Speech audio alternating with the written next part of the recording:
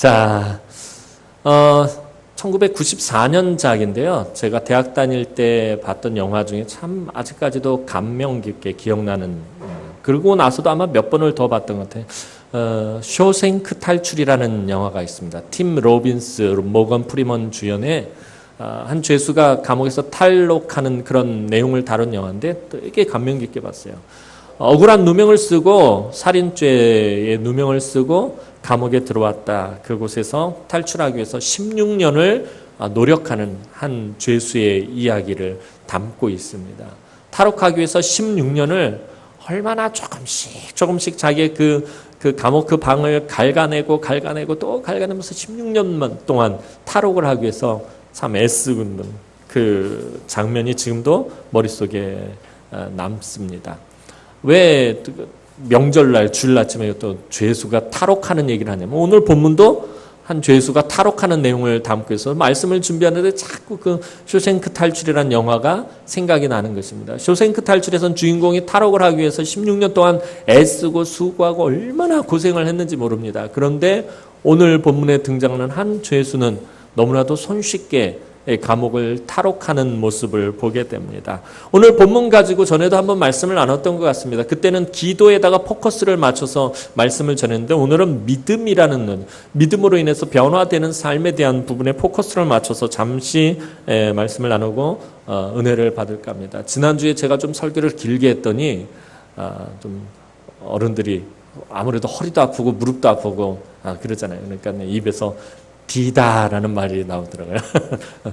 오랜만에 들었어요. 제가 우리 교회 온 지 얼마 안 있다가 제가 깜짝 놀랐던 게 뭐냐면은 오고서는 한두 주인가 일단 이렇게 주일날 설교를 하고 딱 내려왔는데 어느 분이 좀 목사님 디지요. 그래가지고서는 이게 뭔 말인가. 그래가지고 나는 설교 못하면 뒤져요. 뭐 이런 소리로 들리기도 하고 얼마나 제가 그때 놀랐는지 모르겠는데 그게 나중에 알고 봤더니 수고하셨다는 고생하셨지요, 뭐 힘드셨지요, 뭐 이런 뜻이더라고요. 그래서 얼마나 저 혼자 가슴을 두근두근거리면서 설교 앞으로 설교 준비를 열심히 해야 되겠구나 해서 한참 군기 빡 들어서 설교를 준비했던 그 기억이 있습니다. 오늘은 길게 하지 않도록 애써 보겠습니다. 명절인데. 자, 복음서에 등장하는 제자들, 예수님의 12제자들은 한마디로 천방지축, 좌충우돌, 정말 어리숙하고 많이 다듬어지지 않은 모습들을 보게 됩니다. 하나님마다 실수는 완전 실수투성이에다가 예수님하고 그렇게 따라다니면서 3년 반 동안 공생의 기간에 예수님 그렇게 가르치고 그렇게 모범을 보이고 그렇게 애쓰셨음에도 불구하고 좌충우돌.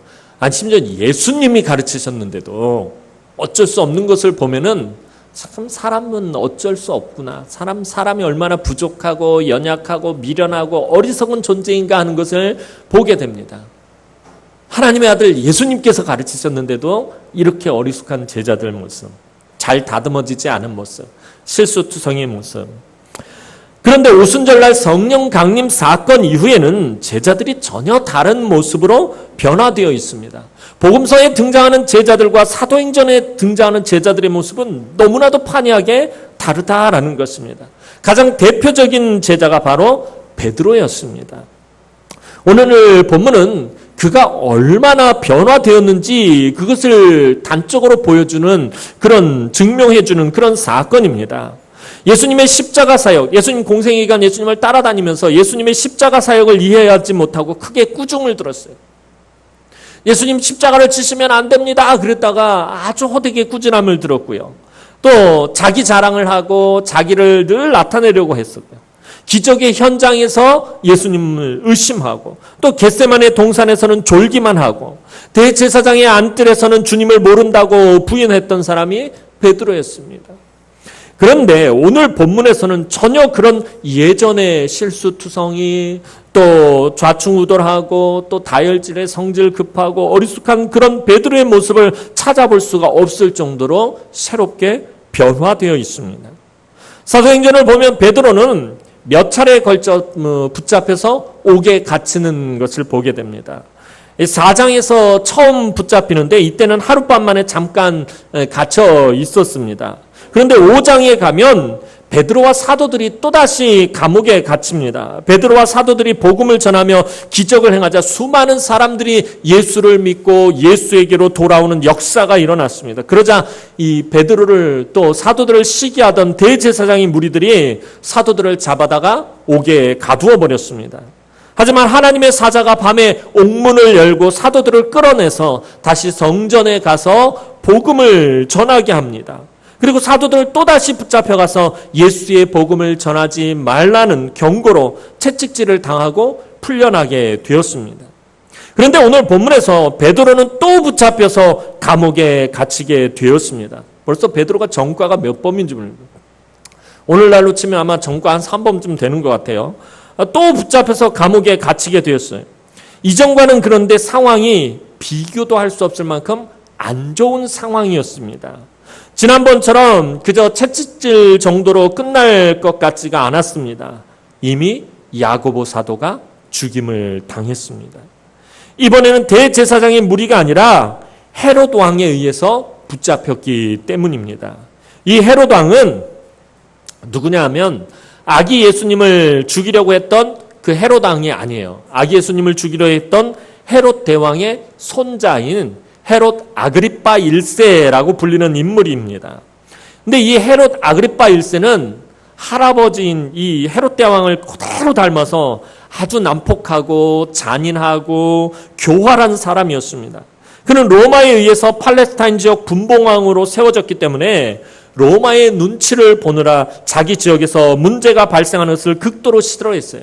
로마는 자기 식민지 지역에서 폭동이 일어나는 것을 싫어합니다. 왜냐하면 그럼 군대를 보내서 그들을 아주 탄압을 해야 되기 때문에 이런 것들을 싫어해서 각 그 식민 지역에서 폭동이 일어나지 않도록 총독들과 분봉왕을 세워서 잘 다스리도록 합니다. 근데 만약 그곳에 폭동이 일어나면 총독을 직위회지시켜버리거나 분봉왕 같은 경우에는 아예 폐위를 시켜버리곤 했습니다. 그래서 이 헤롯 대왕도 아그리빠 1세도 자기가 다스리는 지역에서 어떤 문제가 일어나는 것을 아주 극도로 싫어했습니다. 그런데 요즘 유대인의 종교 지도자들과 갈등을 빚는 자들이 있는 것을 알게 되었습니다. 그래서 이 예루살렘을 중심으로 해서 하여튼 이 팔레스타인 땅이 시끌시끌했습니다. 그래서 헤롯은 일단은 기득권을 가지고 있는 유대의 종교자들 편을 들어주기로 했습니다. 1, 2절 말씀 보면 그때 헤롯 왕이 손을 들어 교회 중에서 몇 사람을 해하려 하여 요한의 형제 야고보를 칼로 죽이니. 자, 이 그때는 언제냐면 예루살렘 교회 이제 핍박이 본격적으로 시작되는 거예요. 사도 바울이 이전에 사울이었을 때 아주 열심히 활약하던 그때를 말합니다. 그때의 헤롯 왕이 손을 들어 교회 중에서 몇 사람을 해하려 하여 요한의 형제 야고보를 칼로 죽이니. 자, 헤롯은 우선 요한의 형제 야고보를 잡아서 칼로 목을 쳤습니다. 이 사건으로 인해서 야고보는 예수님의 12제자 중에서 가장 먼저 순교한 제자가 되었습니다. 헤롯은 이에 그치지 않고 예루살렘 교회의 가장 핵심적인 인물, 자, 예루살렘 교회의 가장 핵심적인 인물이 누구죠? 다 눈빛이 목사님 아시잖아요. 알면서 뭘 물어봐요. 자, 예루살렘 교회의 가장 핵심적이고 예루살렘을 이끌어가는 리더격이었던 사도 베드로였습니다. 이 베드로마저 붙잡아서 죽이려고 했습니다. 그가 이렇게 하려는 것은 유대 종교 지도자들의 환심을 얻기 위해서였습니다. 3절 말씀 보면 유대인들이 이 일을 기뻐하는 것을 보고 베드로도 잡으려 할세 때는 무교절 기간이더라.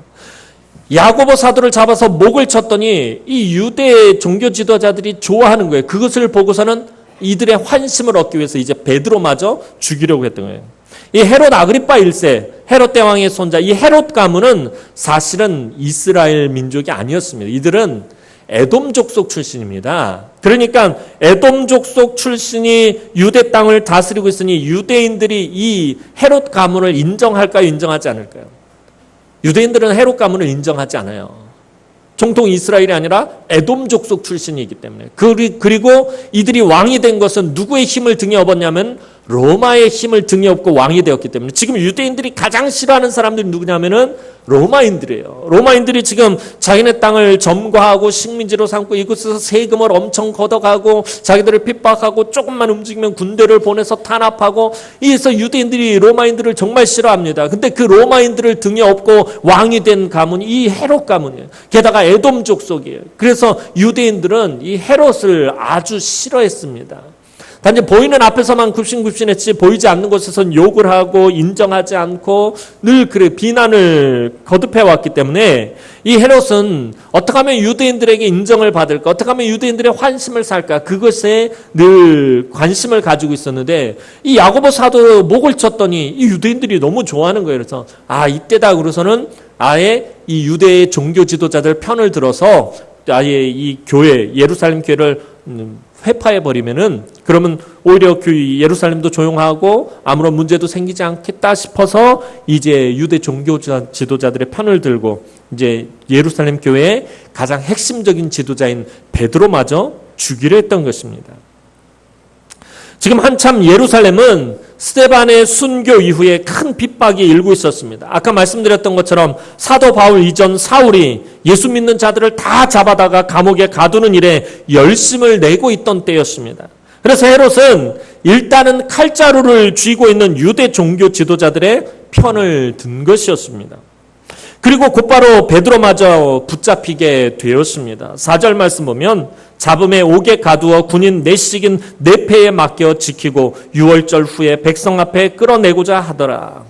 명절 기간에는 죄수를 처형할 수 없었기 때문에 헤롯은 명절이 끝나면 베드로를 많은 군중들 앞에서 처형하려고 했습니다.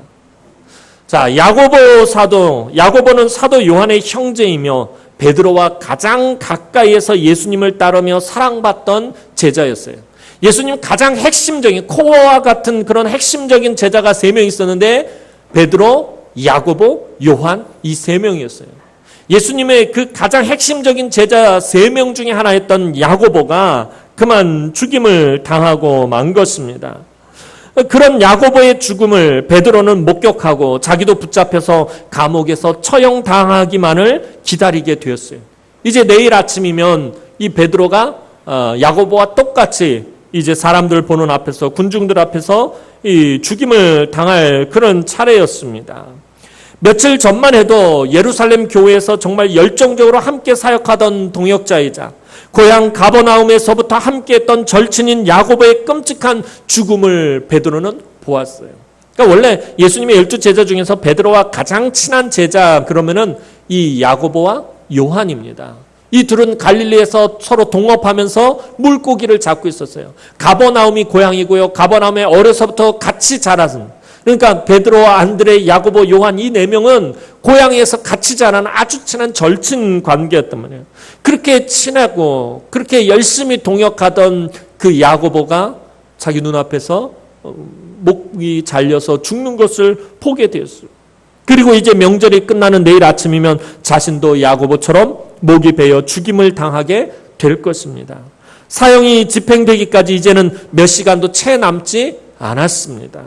그렇다면 지금 베드로의 마음이 어떠했겠습니까? 한번 생각해 보시기 바랍니다. 여러분들이 베드로라면, 내가 어릴 때부터 같이 자란 아주 절친한 소꿉친구, 중마고, 그리고 같이 열심히 교회에서 동역했던 그 친구가 내가 보는 앞에서 목이 잘려 죽는 것을 보게 됐어요.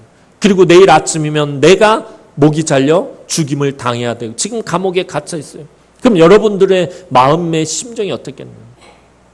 잠이 오겠습니까? 정말 무섭고 두렵고 떨리고 어찌해야 될지를 몰랐을 것입니다. 주변에서 동료들이 베드로를 탈옥시키려 해도 베드로는 탈옥도 할 수가 없었습니다. 이번에는 경비가 아주 삼엄했기 때문입니다. 자, 4절을 보면 군인 4명씩 내패로 베드로를 지키게 했다라고 성경은 기록하고 있습니다. 4명씩 내패로 지켰다라는 말은 뭐예요? 16명이, 군인 16명이, 무장한 군인 16명이 지금 베드로를 지키고 있는 것입니다. 이것으로도 안심할 수가 없어서 6절을 보면 베드로를 2명의 군인 틈에 사슬로 묶어놓았고 감옥 밖에다가도 파수꾼들을 세워뒀습니다. 그 누구도 도저히 빠져나갈 방법이 없도록 아주 철저하게 경비를 세웠습니다. 왜 이렇게 경비가 갑자기 삼엄하게 된 것입니까? 이렇게 경비가 삼엄한 것은 지난번에 붙잡혀 왔을 때 사도들이 천사의 도움으로 너무나도 손쉽게 감옥을 빠져나갔기 때문이었습니다. 헤롯 입장에서 보면 베드로는 탈옥 전과가 있기 때문에 이렇게 경비를 세운 것이었습니다. 지난번에 보니까 밑에 부하들이 보고를 했겠죠. 지난번에도 이 대제사장이 무리들이 잡아다 감옥에 놨는데 그만 그곳을 깜짝같이 빠져나갔더랍니다. 그러니까 군인을 4명씩 4패로 세워가지고 이 감옥을 베드로를 지키게 하고 문 밖에도 파수를 세워놓고 그것도 안심이 안 돼서 그 감옥 안에다가 군인 2명을 놓고 그 사이에다 쇠사슬로 묶어놓고 그렇게 지키게 했다라는 것입니다. 이거 뭘 말하는 것입니까? 왜 이렇게 베드로가 지금 붙잡혀가지고 그를 삼엄하게 경비하고 지키고 지금 있는 것을 왜 이렇게 성경은 자세하게 묘사하고 있는 것입니까? 베드로에겐 지금 그 어떤 인간적인 희망이 전혀 없다라는 것을 말해주고 있는 거예요. 도망칠래야 도망칠 수도 없다라는 것입니다. 아주 절망적인 상황에 지금 베드로가 놓여 있다라는 것을 보여주기 위해서 지금 이 장면을 이렇게 세세하게 설명을 하고 있는 것입니다. 상황이 이렇다면, 이렇게 절망적인 상황이라면, 조금 더 도망갈 구멍이 보이지 않는 상황이라면 베드로는 절망하거나 좌절하거나 낙심하거나 원망을 해야 한다라는 것입니다. 복음서에 등장했던 베드로라면 아마 그랬을 것입니다. 아니 하나님 내가 예전처럼 주님을 모른다고 부인한 것도 아니고 내가 믿음이 없어서 의심을 했던 것도 아니고 하나님 내가 정말 예루살렘 교회를 위해서 그토록 열심히 헌신하고 충성하고 봉사했는데 왜 야고보가 붙잡혀서 목이 잘려서 죽어야 하고 나도 왜 내일 아침이면 목이 잘려서 죽어야 하는 것입니까? 정말 이래도 되는 것입니까? 밤새 아마 하나님을 원망하기도 하고 불평하기도 하고 또 낙심하기도 하고 막 분노하기도 하고 여러 가지 그랬었을 거예요. 그런데 오늘 베드로의 모습은 복음서에 등장했던 베드로의 모습과는 완전히 다른 모습이다라는 거예요. 조금 전에 말씀드렸던 것처럼 절망하거나 좌절하거나 낙심하거나 원망하거나 불평하는 모습을 찾아볼 수가 없었다라는 거예요. 7절 8절 말씀을 보면요.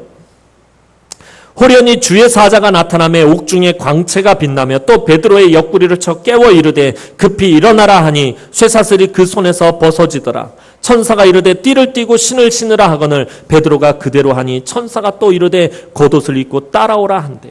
근데 오늘 사건을 보면 베드로가 어떻게 지금 감옥에 구금되어 있나 이 장면을 한참 또 묘사하고 있고 또 천사가 베드로를 데리고 나가는 장면을 지금 7절 8절에서 이렇게 장황하게 설명을 하고 있다는 거예요. 이거는 지금 사건을 묘사하고 있는 게 아니라 지금 베드로의 모습을 베드로가 지금 어떻게 변화되었나 그 모습을 보여주기 위해서 지금 이러고 있는 것이에요. 7, 8절에서 베드로의 모습을 보면 정말 이 사람이 내일 아침에 목이 잘려 죽을 사람인가 할 정도로 차분하다 못해 아무렇지도 않은 베드로의 초연한 모습을 보게 된다는 거예요. 막 근심하고 걱정하고 두려워서 밤에 잠을 못 자고 막 이러는 것이 아니라 아주 의연한 모습을 보게 되더라는 것입니다. 하나님이 보내신 천사가 와서는 베드로의 모습을 보고서는 아마 당황했을 것입니다. 하나님의 명령을 받고 하나님께서 천사에게 명령하셨어요. 가서 빨리 베드로를 그 감옥에서 구출해내라 라고 하나님 명령하셨어요. 그래서 이 천사가 막 다급하게 막 정신없이 달려오면서 이제 두려움 가운데 있는 베드로를 걱정하면서 왔을지도 몰라요. 지금 베드로가 얼마나 감옥에서 걱정하고 있을까? 얼마나 두려움에 떨고 있을까? 야고보도 지금 목이 잘려서 죽었는데 내일 아침에는 베드로가 목이 잘려 죽을 차례인데 베드로가 지금 얼마나 두려워하고 있고 얼마나 걱정하고 있고 얼마나 근심하고 있을까? 베드로를 염려하면서 아마 천사가 그렇게 달려왔을지도 모릅니다. 그런데 와서 보니 어두운 지하 감옥에 천사의 광채가 나타나는데도 이 깊이 잠들어 있는 모습을 보게 돼요. 어두운 지하 감옥이에요. 천사가 호련히 나타났어요. 천사가 광명의 천사니까 광명으로 확 그 어두운 감옥을 확 비쳤을 거예요. 우리가 자다가도 불을 켜면 불 꺼! 막 그러면서 막 그럴 텐데 깊이 잠들어 있었다라는 것입니다. 천사는 이 말로도 깨울 수 없었던 상황이었던 것 같아요. 베드로야 가자 일어나라. 베드로야 깨라. 그러면서 아마 천사가 말로 이 베드로를 깨우려고 했던 것 같아요. 그런데 이 말로 깨울 수가 없어서 어떻게 합니까? 베드로의 옆구리를 쳐서 깨웁니다. 베드로의 옆구리를 쳐서 깨웠다는 것은 천사가 말로 깨우다가 안 돼서 지금 베드로를 흔들어서 깨운 거예요. 야, 일어나 이제. 그만 자. 여러분한테 하는 얘기 아니에요. 지금 졸고 계시는 분들한테 하는 얘기 아니에요. 괜히 막 흠칫 놀라시는 분들 계시는데 아니에요. 그만 자. 이제 일어나 가야지. 자, 천사가 오죽했으면 말로 해도 안 되니까 그냥 옆구리를 냅다 발로 걷어차고서 일어나 이 자식아 그러고서는 깨우고 있었다라는 거예요. 아마 천사는 베드로 보면서 그렇게 뭐 이런 녀석이 다 있지. 자기는 지금 걱정하면서 냅다 달려왔는데 막 그냥 늘어지게 콜콜콜 걸면서 자고 있는 거예요. 이런 이 베드로의 모습을 보았을 때 이 천사가 얼마나 황당했겠느냐라는 것입니다. 한 가지 더 베드로의 자는 모습 정말 이 천사가 정말 황당했을 이 베드로의 모습이 뭐냐면 베드로가 지금 어떻게 자고 있냐면은 7절 8절 모습을 보면 그대로 추론을 할 수가 있어요. 베드로가 지금 감옥에 갇혔어요. 내일이면 목이 잘려 죽어야 될 사람이 어떻게 자고 있어요? 신발을 벗어서 한쪽에다 잘 놓고 양말도 잘 벗어서 개켜놓고 띠도 풀러서 한쪽에다 놓고 겉옷도 벗어가지고 잘 개어서 놓고 그러고 그 자리에서 편안하게 뒤져가지고서는 코를 드렁드렁 걸면서 늘어지게 자고 있더라는 거예요. 그러니까 데리고 나가려고 하니까 어떻게 해야 돼? 천사가 야 이제 신발도 신고 양말 신고 신발 신고 겉옷 입고 띠를 띠르고 빨리 따라와. 어떻게 여기서 이러고 디비져 자고 있냐 그러면 천사가 지금 그러고 있는 상황을 보여주고 있는 게 7절 8절이에요. 그러니까 아주 그냥 평안하게 내일 죽을 사람이 아무 걱정 없이 그러고 자빠져 자고 있었다라는 것입니다. 무서워 떨며 잠을 이루지 못하고 있어야 하는 것이 정상입니다. 내일 죽을 사람이라면 지금 잠을 이루지 못하고 있는 그것이 정상인데 그 두려움과 공포의 밤에 천하태평 늘어지게 자고 있다는 거예요. 저도 약간 불면증이 있거든요. 밤에 조금 생각이 조금만 많으면 잠을 못 자요. 뭐 근심하고 걱정하고 염려할 거 이런 게 아니라 토요일 날 밤 같은 경우에 잠을 못 자요. 왜냐면 내일 설교할 거를 머릿속으로 다시 한번 정리하고 생각하고 막 그러다 보면 잠이 안 와요. 그럼 뭐 새벽 1시, 2시까지도 못 자요. 우리 성도들 가운데, 우리 장로들 가운데서도 불면증으로 고생하시는 분들이 있어요. 왜냐하면 생각이 많기 때문에 그러거든요. 이게 원래 생각이 없는 사람들이 잘 자요. 이렇게 베개맨한테 머리만 탁 대도 잠자는 사람들이 있어요. 바로 잠드는 사람. 그래서 개념이 없다라는 얘기가 아니라 근심, 걱정, 염려를 잘 하지 않는다라는 말이에요. 이게 아무 생각이 목사님 지금 나보고 생각이 없다. 내가 생각이 없어서 예배 시간에 자고 있는 줄 아세요? 지금 막 이렇게 생각하는 사람들이 있을지 모르겠네. 아니, 그런 얘기가 아니라 근심, 걱정, 염려를 잘 하지 않는 사람들이 잠을 잘 잔다는 거예요. 생각이 많은 사람들이 잠을 잘 못 자요. 제가 그러거든요. 그런데 오늘 베드로를 보면 내일 죽임을 당할 사람은 머릿속에 생각이 얼마나 많겠어요. 그런데 늘어지게 자고 있더라는 것입니다.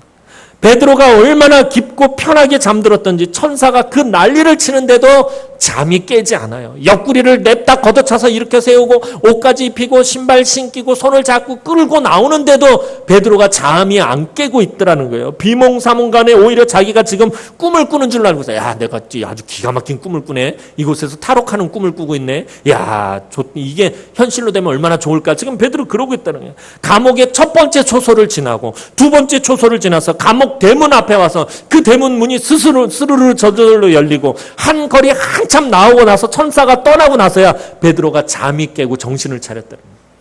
얼마나 깊게 잠이 들었는지 천사가 손을 붙잡고 그 난리를 치면서 한참 나왔는데 그때서야 정신이 들더라는 것입니다. 베드로는 어떻게 이렇게 사형집행을 앞에 두고 천하태평으로 늘어지게 잠을 잘 수 있었느냐는 오늘 이 부분이 중요한 거예요. 어떻게 이렇게 잠을 잘 수가 있었느냐라는 것입니다. 이유가 무엇일까요? 내일이면 지금 목이 잘려서 죽임을 당해야 돼요. 그런데 어떻게 이렇게 천하태평으로 잘 수가 있었던 것입니까? 이유는 딱 하나예요. 죽음을 앞에 둔 사람이 편안히 잠을 잘 수 있는 이유가 무엇일까요?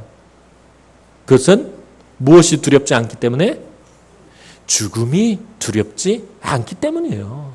죽음이 무섭지 않기 때문에 편안히 잠을 잘 수 있는 거예요. 죽음이 두렵고 무섭다면 어떻게 편안히 잠을 잘 수가 있어요? 절대로 편안하게 잠을 잘 수가 없어요. 설령 잠이 들었다 할지라도 누가 건드리기만 해도 소스라치게 놀라면서 깰 거예요. 근데 옆에서 천사가 옆구리를 걷어차고 옷을 입히고 끌고 나와도 잠이 안 끌죠.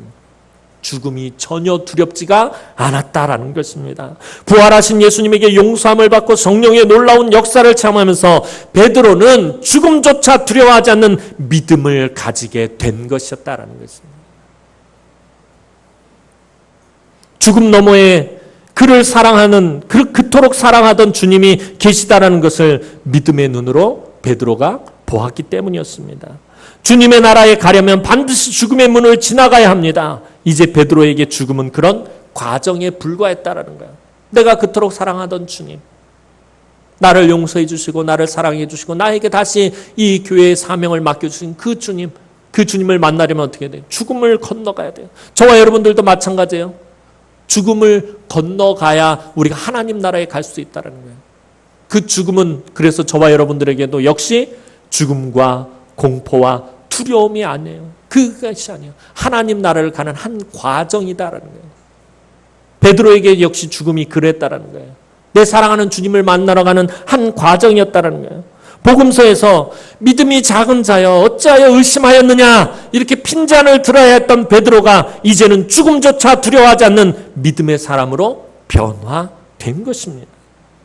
오늘 본문의 베드로를 통해서 참 믿음의 참 모습을 보게 됩니다. 믿음은 결코 환경의 영향을 받지 않는다라는 것입니다. 환경을 탓하고 상황을 탓하고 처지를 탓하는 것은 믿음이 아닙니다. 믿음은 결코 환경에 지배받지 않습니다. 믿음은 결코 환경에 영향을 받지 않습니다. 어렵고 힘들고 고통스럽고 지치고 고나고 죽음이 다가와도 변하지 않는 것이 바로 믿음입니다. 지난주 오후 예배 시간에 말씀드린 것처럼 제가 지난주 오후에 행함과 믿음에 대해서 말씀을 드렸어요. 그때 믿음이 뭐라고 말씀드렸는지 기억을 못하실 것이기 때문에 다시 한번 복습하는 시간을 갖도록 하겠습니다. 자, 믿음은 모든 것을 다 하나님께 맡기는 것이다 라고 말씀을 드렸어요. 내가 가지고 있는 가장 귀한 것, 자 다시 한번 생각해 보세요. 여러분이 가진 것 가장 귀한 게 뭐라고 그랬죠? 생명이잖아요. 생명. 내가 가진 가장 귀한 거 생명이잖아요. 목숨이잖아요. 목숨보다 귀한 게 어디 있어요? 그 가장 귀한 목숨을 하나님께 다 맡기는 것. 그게 믿음이다라는 거예요. 목숨뿐만이 아니에요. 내가 귀하다라고 생각하는 것, 내가 중요하다라고 생각하는 것, 그것을 하나님께 맡기는 것. 이것이 믿음입니다. 믿음으로 죽을 수도 있고 살 수도 있습니다. 병이 나을 수도 있고 병이 낫지 않을 수도 있습니다. 부요할 수도 있고 가난할 수도 있습니다. 일이 잘 풀릴 수도 있고 일이 꽉 막혀버릴 수도 있습니다. 하지만 어떤 상황, 어떤 형편 속에서라도 모든 것을 다 하나님께 맡겨버리는 그것이 믿음입니다. 하나님이 나를 고쳐주시고 살려주시고 부요하게 하시고 복을 베풀어 주시고 형통하게 하시는 것만이, 그것을 믿는 것만이 믿음이 아니라 하나님이 나를 병들게 하실 수도 있고 하나님이 나를 죽이실 수도 있고 하나님이 나를 가난하게 하실 수도 있고 하나님이 나를 망하게 하실 수도 있고 하나님이 나에게 재앙을 주실 수도 있다라는 것조차도 믿는 것이 참된 믿음이다라는 거예요. 그런데 오늘 저와 여러분들이 가지고 있는 믿음은 어떤 믿음이에요? 내가 병들었을 때 나를 고쳐줘야 하고 내가 가난할 때 하나님께서 나를 부유하게 해야 하고 내가 뭔가 막힌 일이 있을 때 하나님께서 그것을 열어주셔야만 그것을 믿는 것만이 믿음이라고 우리는 생각하고 살아갑니다. 그런 것을 이야기할 때는 미션이다 그러면서 아주 막 그냥 침을 팍팍 튀어가면서 아주 막 뜨거운 정말 그런 믿음으로 다가가지만 조금 전에 아마 여러분들 섬뜩했을 거예요. 내가 병들 수도 있고 내가 죽을 수도 있고 내가 망할 수도 있고 내가 형통하지 않을 수도 있다라는 것을 믿는 것, 그것조차도 믿음이다라고 말했을 때 그것은 받아들이기 힘들었을 거예요. 오늘 저와 여러분들이 가지고 있는 믿음은 반쪽짜리 믿음이었어요. 근데 성경은 분명히 말하고 있어요. 제가 금요철회 때 사무엘서를 강의하면서 가장 많이 했던 얘기, 주권적인 하나님, 한나의 기도, 한나의 찬양에서 나왔던 하나님. 하나님은 살리기도 하시고 죽이기도 하시고, 하나님은 높이기도 하시고 낮추기도 하시고, 하나님은 부요하게도 하시고 가난하게도 하시는 분이시다는 거예요. 그 하나님을 한나는 찬양, 사무엘의 어머니 한나는 그 하나님을 찬양했다는 거예요. 나를 살리시고 나를 부요하게 하시고 나를 강하게 하시는 하나님만 찬양한 것이 아니라 나를 살리기도 하시고 죽이시기도 하고 나를 높이기도 하고 낮추기도 하고 나를 가난하게도 하고 부요하게도 하실 수 있는 그 하나님을 찬양하는 것이 믿음이다라는 것입니다. 하나님이 나를 고쳐주시고 살려주시고 부요하게 하시고 형통하게 하시는 것만이, 그것만이 믿음이 아니라 하나님이 나를 병들게 하실 수도 있고 죽이실 수도 있고 가난하게 하실 수도 있고 망하게도 하실 수 있다는 것조차 믿는 것, 그것이 믿음이다라는 사실을 잊지 마시기 바랍니다. 이것이 하나님이 인정하시는 믿음이며 지금 베드로가 가지고 있는 믿음이었다는 거예요. 복음서에 등장하는 베드로는 반쪽짜리 믿음이었어요. 앞에 것만을 생각하고 있었지 뒤에 것은 생각하지 못하고 있어요. 그런데 지금 사도행전에 등장하는 성령 충만한 베드로는 뒤에 것까지도 같이 믿는 믿음이었다라는 것입니다. 근데 사실 사도행전에 등장하는 베드로는 복음서에 등장하는 인물과 다른 인물일까요? 같은 인물일까요?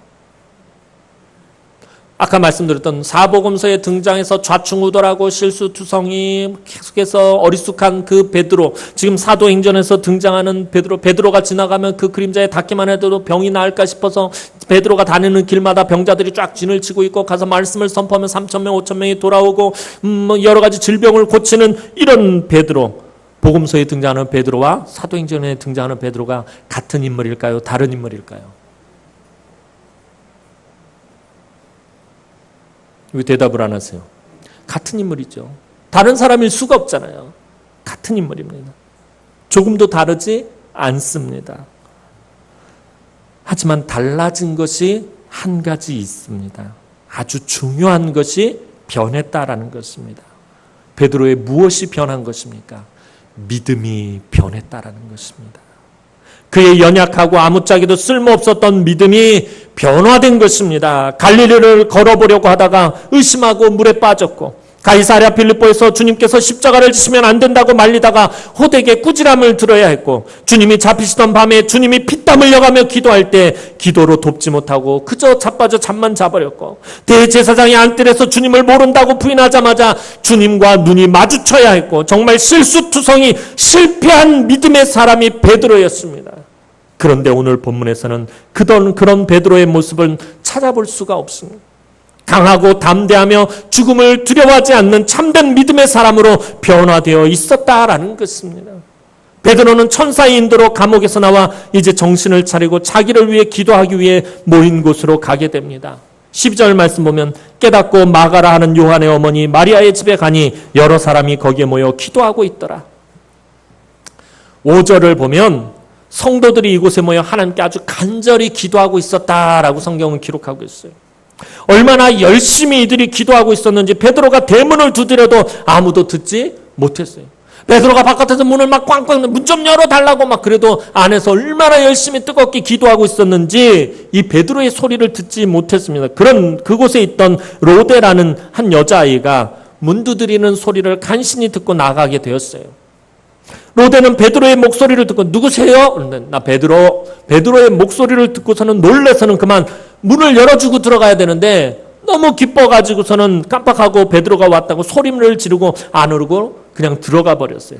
베드로 입장에서는 정말 황당했을 거예요. 나 베드로, 그럼 문 열어주고 들어갈 줄 알았더니 베드로다! 그러면서 안으로 그냥 뛰어 들어가 버린 것입니다. 그러자 사람들의 반응이 너무나도 갑분싸라고 하죠. 요즘 애들 쓰는 말로. 갑분싸가 뭔지 아세요? 갑분싸를 알면은 요즘 여러분들이 자녀들하고 대화를 할 수 있는 분이고, 갑분싸가 무슨 말인지 모르면은 자녀들하고 대화가 막혔다라는 것을 상징합니다. 갑분싸. 갑자기 분위기 싸해졌다는 거예요. 막 열심히 기도하고 있는데 막 성도들 베드로를 살려주십시오. 베드로가 돌아오게 해주십시오. 막 성도들 기도하고 있는데 로데가 베드로가 지금 문 밖에 있어요 하고 딱 들었는데 갑자기 기도하던 분위기가 갑자기 분위기 싸해졌나. 니 미친나? 오늘 분명히 성경에도 뭐라고 기록돼 있어? 네가 미쳤다라고 기록합니다. 갑자기 분위기가 싸해졌어요. 아무도 믿지 않았어요. 로데 보고 미쳤다라고 말하겠어요. 그런데 그들이 조금 전까지 하고 있었던 게 뭐예요? 로데가 지금 막 와가지고서는 소리를 지르기 조금 전까지 그곳에 모여 있었던 사람들이 하던 게 뭐예요? 기도하고 있었죠. 무엇을 위해서 기도하고 있었죠? 베드로를 살려달라고, 베드로가 돌아올 수 있게 해달라고 합심해서 간절히 기도하고 있었다라는 거예요. 그리고 문제는 여기에요. 그들은 베드로를 살려달라고 기도했는데 기도한 대로 베드로가 돌아왔어요. 이들이 다른 거 기도한 게 아니죠. 뭐라고 기도한 거예요? 5절에서 보면은 간절히 기도했다라는 거예요. 베드로를 위해서 간절히 기도했다는 거예요. 근데 베드로가 기도한 대로 돌아왔어요. 그런데 그 사실을 아무도 믿지 못했다는 거예요. 이들 도대체 자기들이 왜 그곳에 모여있는 것조차도 모르고 있는 사람들 같아요. 자기들이 조금 전까지 뭐 하고 있었는지도 모르는 사람들은. 로데의 말을 끝까지 믿지 못하던 사람들이 베드로가 계속 문을 두드리는 것을 보고서야 베드로가 돌아왔다라는 것을 알게 됐다는 거예요. 오늘 본문에서는 믿음에 대해 상반된 모습을 보여주고 있어요. 베드로는 완전히 예전에 믿음 없는 모습, 그 실패한 믿음의 모습을 벗어버리고 이제는 어떤 상황에서라도 그 상황과 형편에 지배받지 않고 영향을 받지 않는 하나님 기뻐하시는 믿음을 잃지 않는 사람으로 변해 있었어요. 하지만 옥에 갇힌 베드로를 위해 정말 뜨겁게 기도하고 그 기도가 응답되었음에도 믿지 못하는 어리석은 믿음의 사람들도 있다라는 것입니다. 베드로는 이전과는 다르게 그 믿음이 분명히 변화되었습니다. 변화된 그 믿음이 그를 날마다 새롭게 만들었습니다. 베드로가 풀려나기를 기도한 사람들은 베드로를 위해서 그렇게 뜨겁게 기도하면서도 그가 풀려날 것을 믿지 않고 있었다라는 거예요. 이들은 베드로가 풀려나지 못하고 사형당할 것이라고 이미 전제하고 기도하고 있는 사람들 같았어요. 베드로 살려달라고 모여서 기도하고 있는데 베드로가 기도에 응답받고 돌아왔는데 그것을 믿지 못한단 말은 뭐예요? 이 사람들은 이미 기도할 때 그 기도의 전제 속에 뭐가 깔려있다는 거예요? 베드로가 살아나지 않을 것이다라는 것을 전제하고 기도하고 있어요. 근데 이게 얼마나 어리석은 모습이냐 말이에요. 베드로를 살려주세요. 하나님 앞에 간절히 기도하고 있는데 마음속으로 한 곳으로는 베드로는 살아날 수 없어라고 전제를 하고서는 기도를 하고 있었다는 거예요. 얼마나 어리석은 믿음이냐라는 것입니다. 그리고 이게 도대체 무슨 기도냐라는 거예요. 이게 무슨 기도입니까? 모여있던 사람들 정말 변화되지 않은 어리석은 믿음의 사람들. 오늘 근데 저와 여러분들이 이런 경우가 얼마나 많으냐라는 거예요. 하나님 앞에 정말 간절히 매달려서 기도하는데, 자녀를 위해서 기도하는데, 하나님 내 자녀가 돌아오게 해주십시오 기도하고 있는데 어느새 내 마음속에는 내 자녀는 돌아오지 않을 거야 라는 그런 전제를 이미 하고서 기도하고 있다.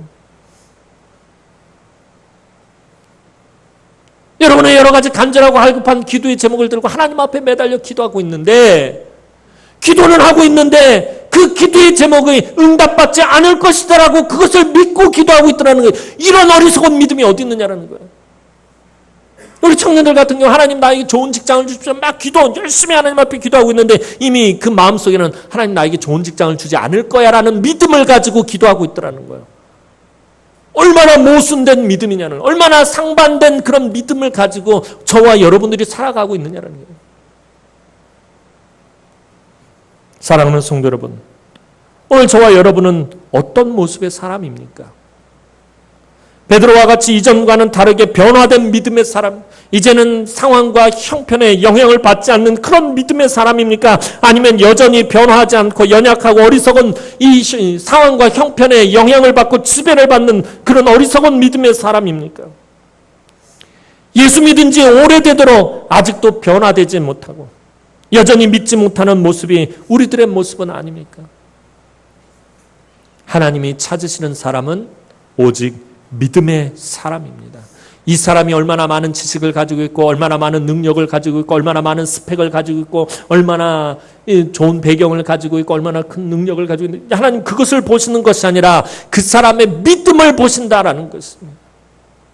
하나님이 찾으시는 사람은 믿음의 사람이에요. 하나님은 믿음으로 준비된 사람을 찾으신다라는 거예요. 세상적인 스펙이 준비된 사람을 찾으시는 것이 아니라, 비록 세상적인 스펙은 모자라다 할지라도 부족하다 할지라도 믿음이 있는 사람을 찾으십니다. 그 믿음으로 준비된 사람을 사용하십니다. 하나님은 그 사람의 믿음을 보시고 움직이신다라는 거예요. 그 사람의 능력을 보고 움직이시는 것이 아니라, 그 사람의 재산을 보고 움직이시는 것이 아니라, 그 사람의 지식을 보시고 움직이시는 것이 아니라 그 사람의 믿음을 보시고 움직이신다라는 것입니다. 믿음은 하나님이 나를 살리기도 하시고 죽이기도 하시며, 나를 부유하게도 하시고 가난하게도 하시며, 나를 형통하게도 하시고 망하게도 하시는 분이라는 것을 믿는 것입니다. 이 믿음을 소유할 때 비로소 우리가 진정으로 변화된 삶을 살 수 있다는 거예요. 이 믿음이 없으면 절대로 우리는 변화되지 않고 여전히 복음서에 머물고 있는 제자들과 똑같은 모습으로 살아갈 수밖에 없다는 거예요. 오늘도 사랑하는 우리 남흥의 성도들이 베드로와 같이 참된 믿음으로 날마다 변화되어 여러분이 새롭게 변하고, 가정이 새롭게 변하고, 여러분의 자녀들이 새롭게 변하고, 우리 교회가 새롭게 변하는 이런 곳에서 여러분들이 정말 귀하고 능력 있게 쓰임받으며 하나님을 기쁘시게 하는 믿음의 사람들이 되기를 주님의 이름으로 축원합니다. 기도드리겠습니다. 사랑과 은혜가 많으신 아버지 하나님, 은혜와 사랑을 진심으로 감사를 드립니다. 오늘도 하나님 사랑하는 주의 귀한 성도들이 오늘도 하나님 앞에 나왔습니다. 우리가 하나님 앞에 나올 때 하나님 찾으시는 믿음의 모습으로 나오게 하여 주옵소서. 하나님이 기뻐하시는 믿음의 사람으로 하나님 앞에 서게 하여 주옵소서. 하나님, 우리가 너무나도 어리석고 아무짝에도 쓸모없는 그런 반쪽짜리 믿음으로 서지 않게 하시고, 오늘 베드로와 같이 우리가 상황과 형편과 처지에 영향을 받지 않는 참된 믿음의 모습으로 하나님 앞에 서게 하시고, 날마다 그 믿음으로 변화되어서 하나님 기뻐하시고 하나님 능력 있게 쓰임받는 도구로서의 삶을 살아갈 수 있도록 하나님께서 우리 성도들을 축복하여 주시옵소서. 감사를 드렸고 예수님의 이름으로 기도하옵나이다. 아멘.